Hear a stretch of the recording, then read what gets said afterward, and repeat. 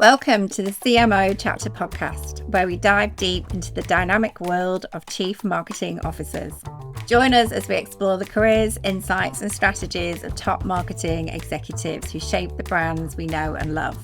Whether you're a seasoned marketer, aspiring CMO, or simply just curious to understand what it really takes to step into the shoes of a CMO. This podcast is your backstage pass to discovering what it's like to really lead and innovate in the ever-evolving landscape of business. Stay tuned as we uncover the stories of the visionaries behind the brand. So I am absolutely delighted to welcome Tash Rahalkar to my, I think it's episode 3 we're on now. My goodness, it's all flying by so quickly. I would love to welcome Tash. I feel like I've known Tash now for, I don't know, maybe 5 or 6 years, possibly longer. Yeah, thereabouts. Time has flown by. It's crazy. It has. But welcome, Tash. Tash, would you like to introduce yourself? Sure. Thank you so much for getting me on the podcast. And hi, everybody. My name is Tash Rahalkar. I am the General Manager of Marketing, Performance, and Ops at MYOB. I've known Lucy for a while now. I think I've been in marketing for over 20 years, different facets of marketing. So every marketer comes to marketing with an interesting background. And I came in with an engineering background. So don't hold that against me. But I'm an engineer who then went and loved marketing, fell in love with business, and went into different facets of marketing. So I've done market research, I've led product, brand, and now performance and operations. Amazing, amazing. And so now at MYOB, leading the realm. Yeah, it has been a very fun experience. I've been for 2.5 years or more at MYOB, and yeah, I've loved every minute of it. Mm. I guess I certainly have a few exciting, juicy questions up my sleeve, but one that I'm very particularly quite interested to learn, and I guess more so understand from your perspective. From what I understand, so you actually migrated over to Australia. It would have been in about 2005. I did 2005, yeah. So that would have been quite a significant time for you in terms of, understanding a new culture, coming to a new country, developing yourself, having to, really roll up your sleeves, dig deep, network. I guess at that particular time, when we sort of go back to 2005, how did you find that as somebody who was, obviously very new to the country and didn't have the connections, and obviously you were very driven and ambitious, but how did you get to now where you are? I want to say it's all design, but it's not. It never is. Look, I think when I came to Melbourne, I came for my MBA to Melbourne. So it was a little Mhm. easier path because I came through education. And so it gave me a couple of years to settle into the place, really understand the nuances of how things operate. I mean, they're not vastly different, but they are a little bit different. Every place has their own little quirks, if you like. Oh, yeah. Someone said Avo, and I had no idea what that meant the first time. So now I know. But it's little things. So I think that the education, the 2 years in education, really helped me settle in. And I was fortunate because I suppose the benefit is you're young, and so you don't Yeah. know any better, and so you hustle every way. You're looking for a job. You're not fussy about which one. You want a job in marketing, and I was fortunate enough to get a good gig with ADP when I started. So Yeah. that sort of set me on the right path, and I got to meet some great people along the way. And then leaning into opportunities as they came in, to be honest. I mean, Mm. it wasn't a program of work that I got used to Australia and working here, but it just happens while you're doing the work. Yeah. Yeah. Yeah. Excellent. And you're right as well. I think, when we're all a bit younger as well, we're almost a bit fearless. And, Yeah. it's kind of like you just throw yourself into it. I mean, I moved over here when I was, I think, 28 years old. And I remember I didn't say no to an invite for, I think, about a year. I was exhausted. Oh God. I mean, the benefit of it is that you don't have too much on stake. You don't have too Yeah. much at stake at all because you are young, you're starting your career in a new country, and you Hmm. kick off, and you've always got these questions around, am I going to fit in? I sound Hmm. different, I look different. Is that going to be held against me? I haven't found that. I mean, I know I've had friends in the community who have had unfortunate experiences, but they're very far and few in between. Yeah. Majority of people are extremely welcoming, and I think once the talent is what matters, the hard work is what matters. So when somebody understands that you're ready to put in the hard work, you're committed, and you're doing some good work, it almost doesn't matter if you look different or you look different. Mhm. And that's when you start to realize that it's sometimes in your mind more than anything else that Yeah. you feel different. I think that's yeah, a very valid point indeed. Absolutely. I find it's almost ourselves that we're the sort of like odd one out, and we're trying to sort of immerse Yeah. ourselves. So I completely understand. I want to understand a little bit more. So within your team at the moment, you've got various individuals that are reporting into reports that then report into you, as these kind of structures tend to be. How do you innovate and I guess, really sort of try and be that leader that's, is going to be that I guess more so you're trying to encourage them to grow and encourage development within that team. How do you do that? This is actually a passion topic for me, development, as my Mm, team will agree. I am very focused on development, whether it's mine or whether it's anybody else's. And mhm. so this is a common sort of theme that we talk about in our team meetings, in our one-on-ones with my leaders, and I'm encouraging people to talk to their leaders as well and their people about Yeah. this. And I agree that development doesn't like now that I've worked in so many roles, I've realized that development doesn't always have to be a vertical one. Not Yeah. everyone wants to or is in the place in their lives to be looking for their next role. Sometimes it's family commitment. Sometimes they just love what they do and they don't want a people leadership role. They just want to develop as a subject matter expert in what they do and Mhm, be an mhm. absolute gun at it. And that's okay. Like development goals can be different, but I think supporting and recognizing that is very important. So we make sure I have a conversation about what I am doing myself, because I want to Yeah. make sure my team and all my team understands that at every stage and at every phase, you are developing. Just because you get into a certain role, you don't stop growing, learning new things, or taking on new opportunities. So it's important to show that as well. But we Mm, actually talk about and actively talk about development plans and goals. Development comes from various paths. I think one thing that we love to talk about in the team is it's not always a course, it's not always a yeah. certification. Sometimes it's shadowing someone, sometimes it's a podcast, amazing podcasts, great books, great Yeah. networks that you can tap into. And I think growth can come from every place. So whether you're Mm, shadowing, whether you have a mentor, whether you are just taking a new project. So I've got somebody who wants to learn more about the commercial aspect of marketing.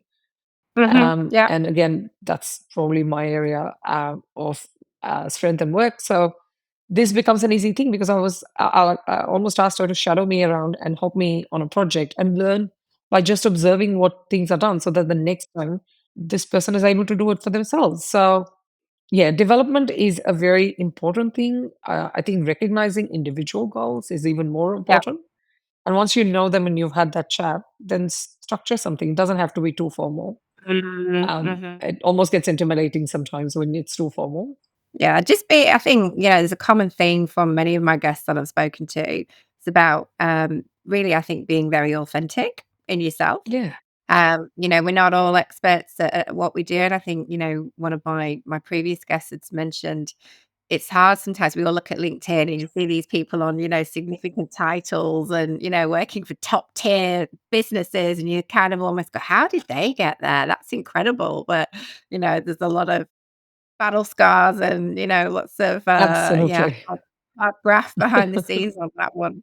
Was there ever a time for you that you remember when you look back at your career, like a sort of significant moment where, I look at you now and, you have a lot of confidence and, I feel like you come from a place of strength and, you're a safe pair of hands. You totally know what you're doing. You're very cool, calm, collected whenever I've I'm met glad you. I'm coming across like that. Was there ever that moment in your career where you sort of really you remember feeling like it was all starting to come together? I think a couple of moments, perhaps. when you start and you're working, and everybody has an imposter syndrome. I think that's the one thing I've realized with Yeah. experience, is that you're not alone when you think that you don't know what you're doing, but everybody else does. And I think it's okay to feel like that. I think that's the learning. Maybe it comes with experience. Maybe it comes with enough battle scars, as you say, where you've realized that you ultimately did land. You did do the job. You did do it well. But it's the anxiety that at the start makes you feel very nervous about doing Wow. it, about being judged. And I think I'd like to tell myself, if I look at 5 or 10 years back, to say it's no one's judging you. Like, Wow. it's okay. Just Yeah. do what you can, and even when you're doing that, you'll be fine. A couple of moments where it almost strikes you after it has happened, and so it was. I was actually doing a TV recording for one of my previous organizations I worked in, and we were talking about a campaign we had launched. Mm. And after that was done, and I didn't think about it while I was doing it, but after that was done, I had a couple of people from my organization reach out to me and said, "Oh my God, you look so confident." One of them was a migrant herself, and she sort of sent me this lovely message that said, Oh. "I don't know how you get there. I don't know how this confidence that you have." And it almost made me realize that she's seeing me like how I see other people. Yeah. Wow. Gosh. I was there, and I like it's a journey. And that moment you realize that it's never finished, and you don't have to try too hard. You just have to be. Mm. And the confidence, like you say, I think it comes from the realization of letting the anxiety go, or letting that Yeah. feeling go of, am I doing it? Am I coming across as like, am I contributing? Am I doing well in my role? Am I making an impact? I think these questions can make us feel very anxious, but just trust the process. Yeah. Absolutely. Absolutely. Was there any, throughout your career, any leaders or, I've spoken to a few people around this, but in terms of, we often have experiences throughout our career where we've had fantastic leaders that, we've known to, almost look at and go, I'd love to get to where you are one day. And, you've shown me the way and, you've made me shine, which is brilliant. But then we've also had experiences where we don't get that and it's not been as brilliant. So, and then we start to learn, well, we definitely don't want that. And, I know from a recruitment perspective, I have many individuals that say, well, when I go for interviews, we're looking for the red flags, because we've had those experiences. What about yourself? Was there any leaders that, almost sort of like helped or mentored you or shaped you to become the leader that you are today? Oh gosh, there are way too many leaders who have shaped me. Uh, I've been fortunate for most part of my career to work with some amazing leaders, amazing bosses, to be honest. They've Mm, sort of helped me step into that next phase and learn. If even if it's a short 4 months, like I had a CMO I worked with for about 4 or 5 months, and then he moved on to another role. But even in those 4 or 5 months, watching him present, watching him talk, he was so charismatic. It yeah, was just interesting. As a marketer, he was a natural storyteller. So is my CMO now, a natural storyteller with so much vision, so much strategy. I've worked with my previous bosses who were so empathetic and who were so supportive. Like, I'm friends with them today. I catch up, and it tells me that we had a good relationship, yeah, because they kind of recognized the space we needed as people to grow, but also were there to support and counsel. And when you wanted to just go, it's all too much, yeah, or I'm yeah. facing this challenge that I can't seem to get past, they were there to solve for it. So I think every leader tells you a little bit like, you almost Hmm. take a little bit different from every person, because they come with their own strengths. So I think there are way too many to talk about, but most of my bosses, most of my leaders, as a CEO who I worked for in the past, and she was an acting CEO for some time, but she came from a very different point of view. And it was brilliant because it gave me the understanding of how to pitch to a CEO on marketing, Yeah. and how to demonstrate the value, because I could see her questions. I could see where she was coming from in terms of not fully understanding how marketing Mm-hmm. works. And I Hmm. think sometimes those questions, and she wasn't coming from a disrespectful way. It was just a need to understand value. Yeah. And it Yeah. helped me rather than, I mean, I suppose there could have been two ways to take it, but if you take it as I need to help this stakeholder, it Hmm. helps. And, conversely, you've worked with leaders who are not in the best phase of their lives sometimes. I think I look for a leader who's confident in the fact that they don't know everything. Yeah. Yeah. I think that makes for amazing leaders. A Yeah. leader who can say, "Hey, I have no idea. I don't know." Absolutely. Yeah, I think just to be very, very vulnerable because, yeah, I think, honesty and none of us all know or have the perfect formula sometimes. That's it. Yeah, I think it's important. I've got a bit of an interesting question actually on that. So as a recruiter, I meet many individuals that have, for various reasons left positions, and they've left positions because, they've had quite a really toxic experience, perhaps with a manager, or they've had a new manager or whatever it may be. And it's just not, been the great alignment. I don't know. I mean, I always say people always talk about red flags and they sort of say, well, how do you identify them? I'm curious to understand from your perspective when you're, or if you were sort of ever interviewing, like, have you just always been very honest and really upfront in terms of asking the open questions with your potential leader about how they manage to sort of try and pull those little red flags out? Or, I think I'm getting better at it. yeah, I can't say I've always been that good because when you start, you ask your typical questions of what's your management style, and there are very standard replies to it. But there's a lot to unpack in there, yeah, which I've now started. Like I actually had a boss who I sat in interviews for some other positions with him, and he asked some very interesting questions. What makes you uncomfortable? Or, what's your fondest aspiration? Well, like there were some really personal things sometimes, not uncomfortably personal, but just exploring and unpacking the person behind the yeah, role. And I think yeah, I've almost adopted some of those questions now when I interview for candidates as well, or if I'm ever interviewing in the future. But I take those on because I feel like that helps me understand you can't get prepared for that. And when you speak, when you answer those questions, or when I've seen candidates we've finally recruited answer those, there've been some amazing answers. There's been yeah. authenticity. There's been just humbleness sometimes and clarity in how they answer, and that tells you a lot about the person. Absolutely. Yeah, I found the same. Yeah. Absolutely.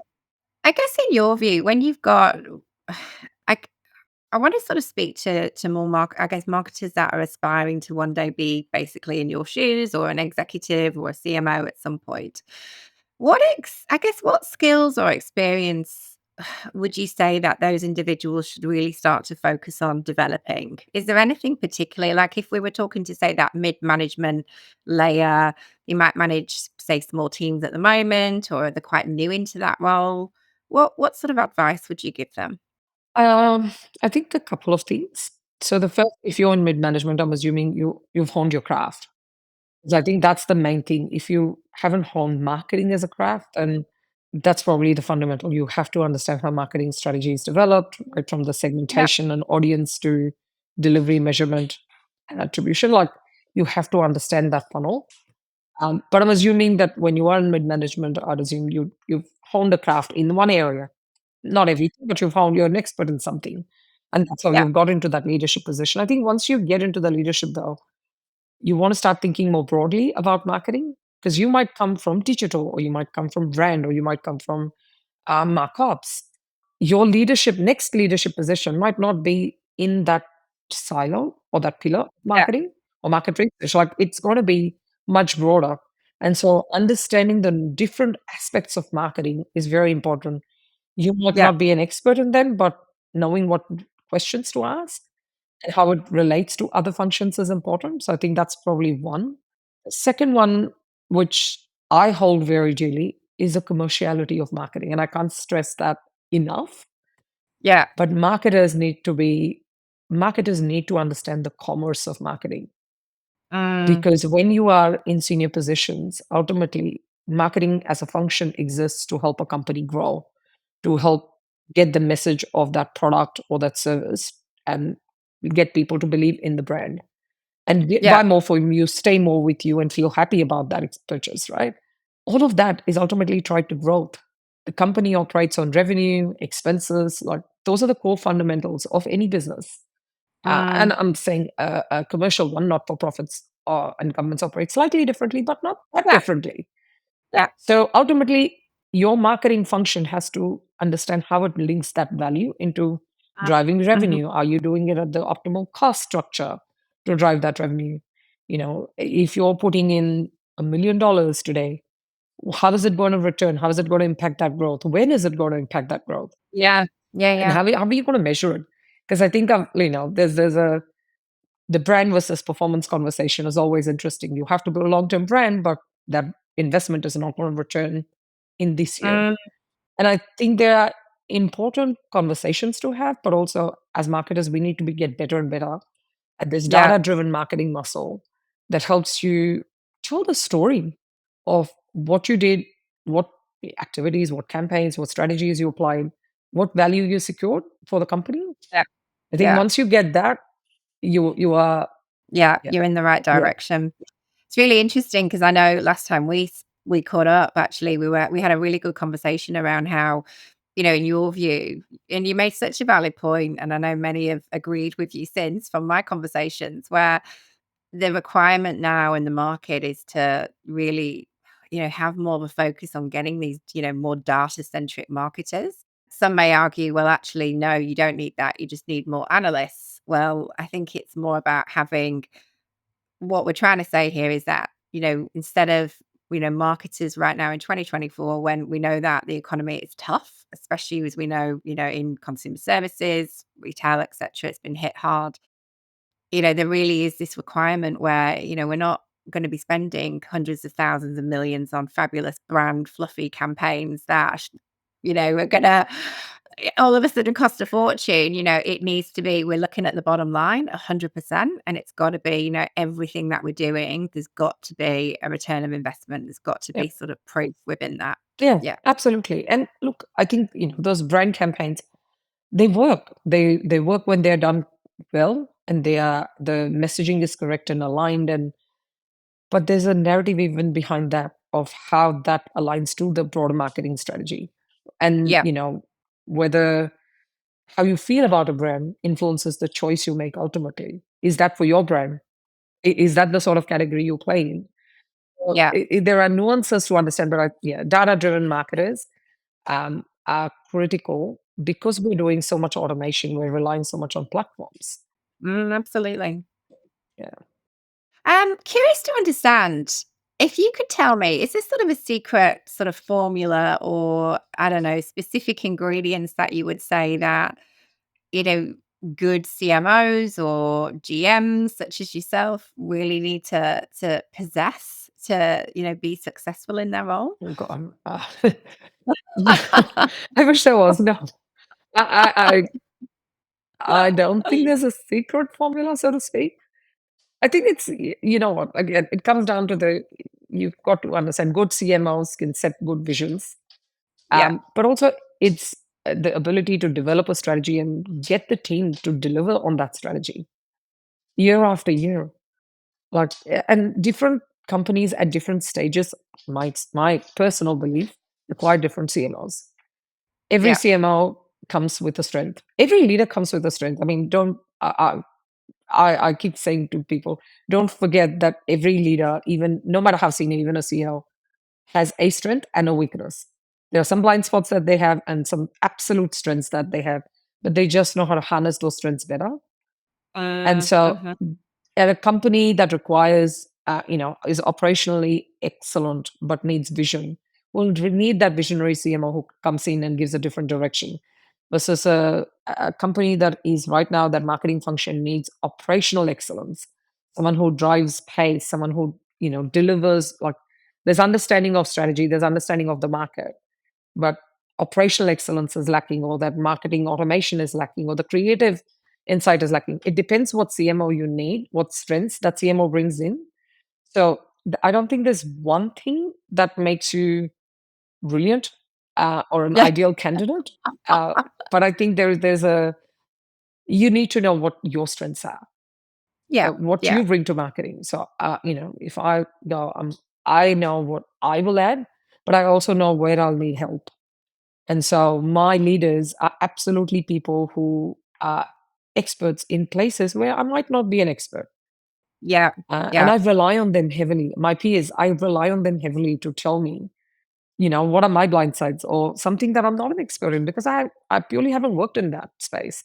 So Mhm, I don't mhm. profess to be an expert in everything, but I think good leaders know what is their strength, but how to get the right people with them to form that winning combination, I think. Yeah, yeah.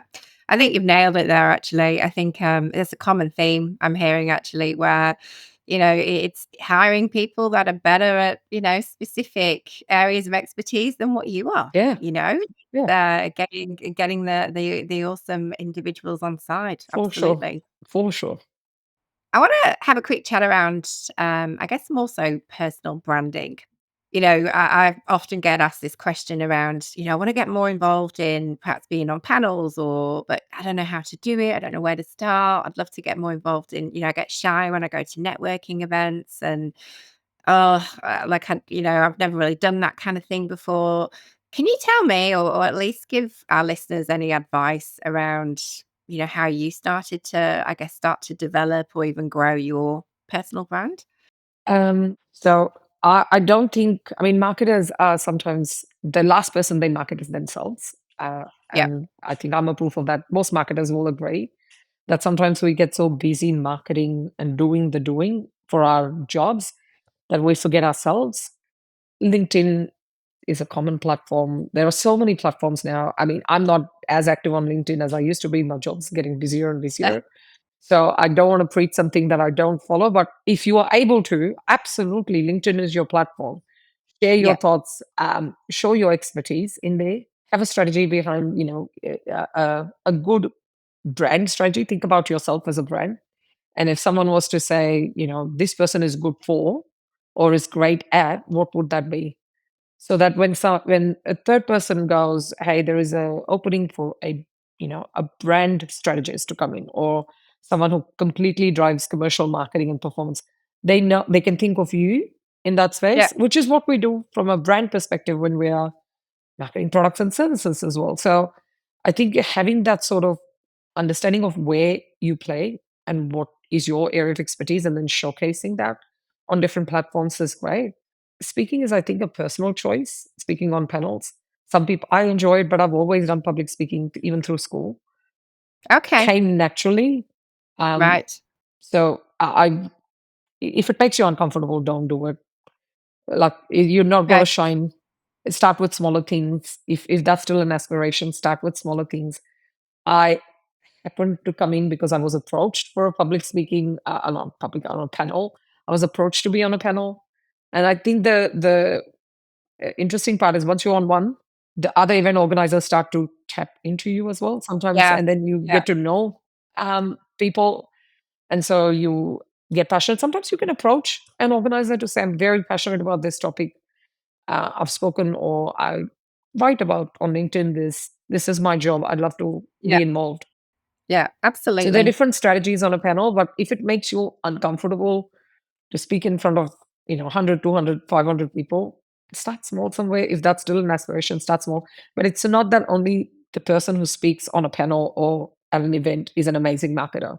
Yeah. There are brilliant marketers who never go on a panel, Yeah. and they Yeah. do brilliant careers as well. So every person's journey is unique in that sense. But LinkedIn, these panels are an amazing, or podcasts, I suppose, Yeah. are an amazing opportunity. Start something if you don't know where to start or there is nothing that you can contribute to, and you have an opinion or you have some passion around Mhm. pricing, for example, or different strategies. Start something yourself. Yeah. Yeah. Love it. Is there any emerging trends or I mean, I've spoken to a few people, obviously, of course, about AI. We all talk about that. But I guess for any, marketers that, one day wanting to become, leaders, or is there any specific trends or, insights in the market that you sort of get excited by and, you look for in the future and you say, you know what, I definitely start to really get ahead of the curve across this, this, and this? What would they be? Look, I think the AI, Gen AI has Yep. always been there. The Gen AI revolution is well and truly here. And I Mm, think that it's offering some amazing benefits and opportunities for us to sometimes do less grunt work yeah. and do some more creative work or do some more meaningful work, if you like. So there's opportunities, but there's also the pitfalls of the shiny toy. Um, so I Yeah. think as marketers, if we understand that in the function that you are, you might be in content. I think content's probably an area where Gen AI has had the most impact, Yeah. but it's absolutely starting to come into marketing platforms, for example, with Salesforce and I think it's, I forget their name, but I saw that HubSpot has that as well. Like major marketing platforms, smarter systems have their predictive modeling tools. That's coming. That's already here. Yeah. It's not even coming. It's Yeah. already here.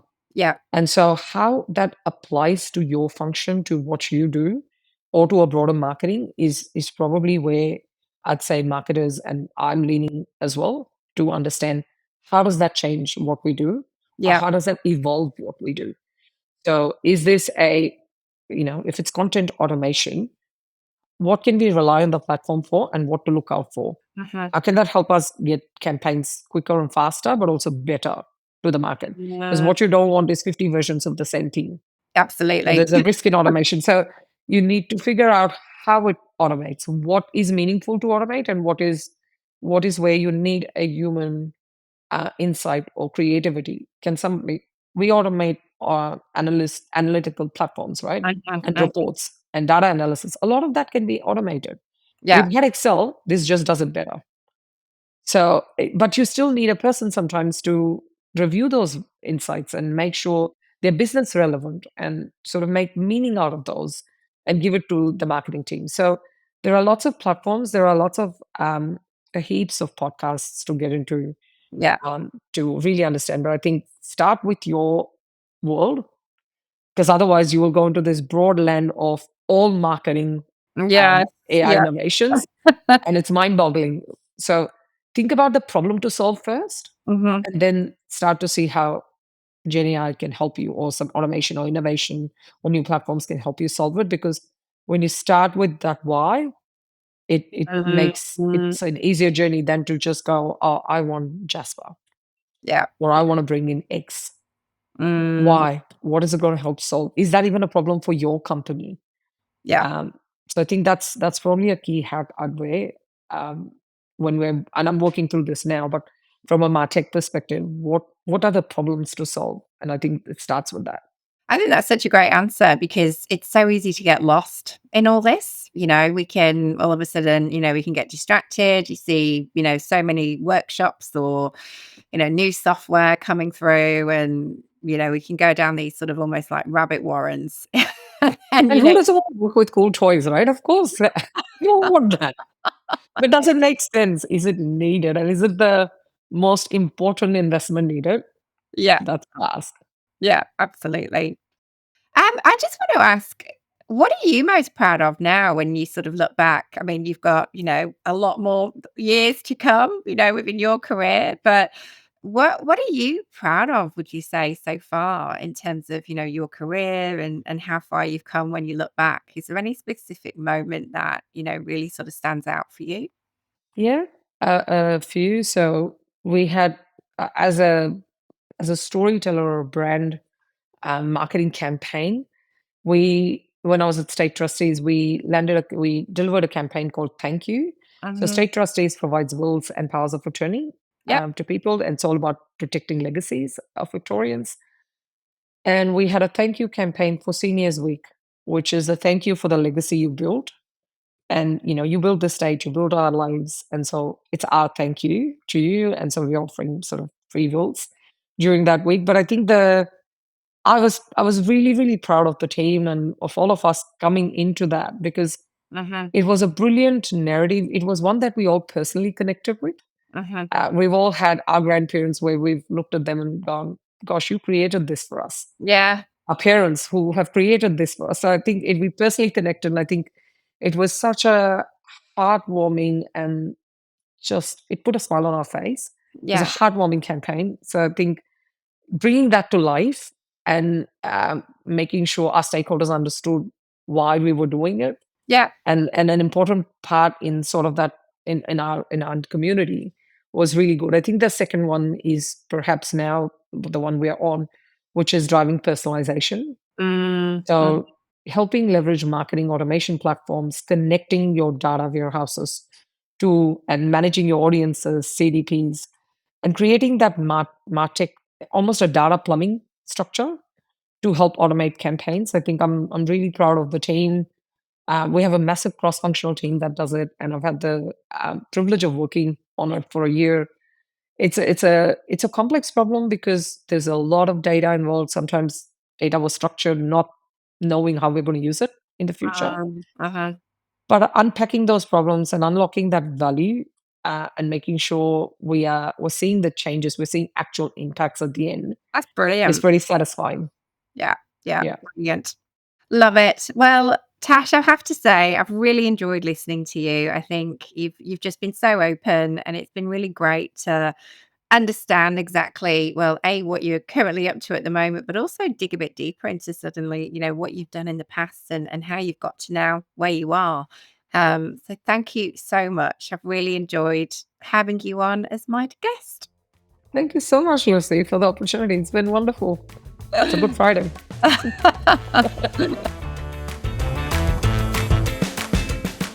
Remember, the road to CMO isn't always linear. It's filled with challenges, decisions, and moments of transformation.